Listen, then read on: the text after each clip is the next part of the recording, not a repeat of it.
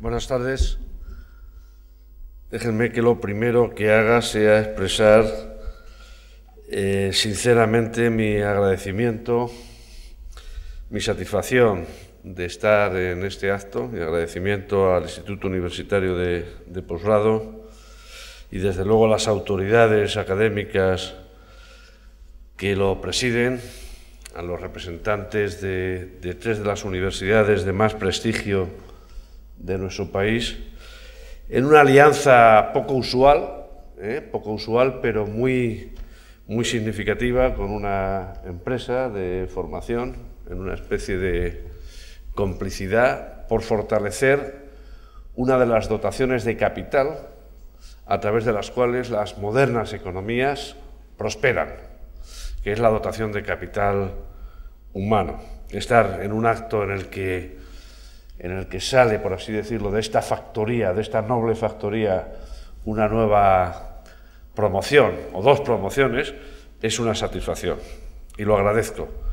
Tendría que hacer un reproche a las autoridades y a los responsables del instituto, porque el tema que me han asignado para hablar tiene que ver con la crisis económica, tiene que ver con economía, y hablar hoy de economía no es dar muy buenas noticias. Sin embargo, yo sí creo que si hacemos de la necesidad virtud, como sugiere el refranero español, en determinadas circunstancias, sí podemos sacar lecciones profesionales en clave de un aprendizaje rentable.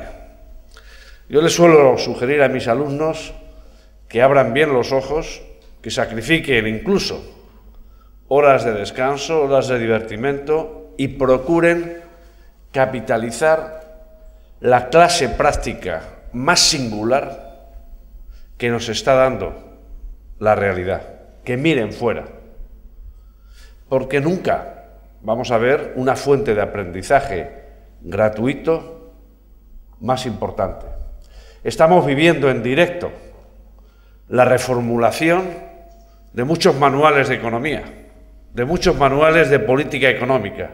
Desde luego, estamos viviendo en directo la inserción de una de las partes en la historia económica más importantes de los últimos años. Porque no exagero, créanme, si afirmo que la crisis que 2 años después de su emergencia formal estamos sufriendo, es una crisis que se sitúa en el podium de las historias de las crisis, justo al ladito de la crisis que condujo a la Gran Depresión en 1929. Uno, por razones de edad, pero también por razones de extracción académica, tiende a ser escéptico. Y cuando a uno le dicen algo nuevo, la primera reacción es, hombre, eso ya lo viví yo. Yo ya viví la crisis del 97, la crisis del sureste asiático, que luego llegó a Rusia. Yo ya viví el 2000, yo ya viví la crisis de México, yo ya viví incluso la crisis de 1982, que llevó a buena parte de las economías latinoamericanas a la mayor crisis de la deuda externa de la historia y posteriormente a eso que se dio en denominar la década perdida. Yo ya viví la crisis del petróleo, las dos crisis del petróleo. Eso diría el profesional entrado en años y un poco escéptico. El académico, perezoso a revisar muchas veces las taxonomías de los fenómenos, en este caso de las crisis, puede reaccionar o pudo reaccionar hace 2 años diciendo, bueno, es una crisis más. Uno puede tratar de identificar denominadores comunes con la crisis que nació hace 2 años en ese segmento hipotecario de las hipotecas de alto riesgo, de las hipotecas subprime, de las hipotecas locas, podríamos decir, y ver que efectivamente estamos asistiendo a cosas muy nuevas, y que esa crisis no es como las anteriores. Desde luego, si recuerdan, desde 1982, desde el portillazo en México hasta la crisis del sureste asiático, todas tuvieron como escenario, como lugar donde se produjo el epicentro del tsunami financiero, economías en desarrollo, economías que hoy de una forma un tanto eufemística llamamos emergentes, América Latina, el sureste asiático, etc. Esa es la primera crisis moderna cuyo epicentro no está en la periferia, cuyo epicentro está en el centro. Wall Street. Esta es una crisis, como decía la publicidad de unos cigarrillos, esta es una crisis genuinamente americana. Es una crisis que nace en el mercado hipotecario americano, pero que enseguida deja damnificados entre lo más granado del sistema bancario mundial. No son 8 o 10 bancos indonesios, o 5 coreanos, o 3 tailandeses, o algunos argentinos o mexicanos los que quiebran. Es la aristocracia bancaria la que ha quebrado.